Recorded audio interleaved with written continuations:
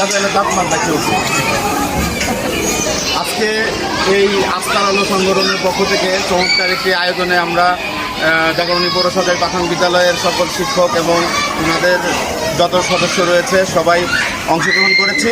আস্কার আলো সংগঠনটি নতুন একটি সংগঠন, এটি একটি মানবিক সংগঠন।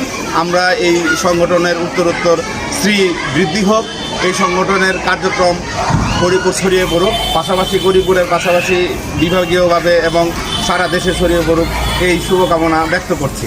সবাইকেই অসংখ্য ধন্যবাদ। এই পাশে এইভাবে দাঁড়া, গাছটা ধরো, গাছটা ধরে একটা হাসি দাও।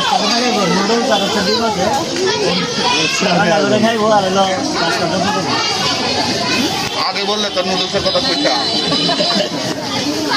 হ্যাঁ অদিতি, এটাও ধরো, তুমি এটা রান্না করে খাবে, শক্তি নিজে পাবে, আর গাছটাকে লাগাবে যত্ন করে। হ্যাঁ, প্রতিদিন যত্ন করবে। ডিম আছে কিন্তু ভিতরে, দেখো ভেঙে জায়গা যাবে।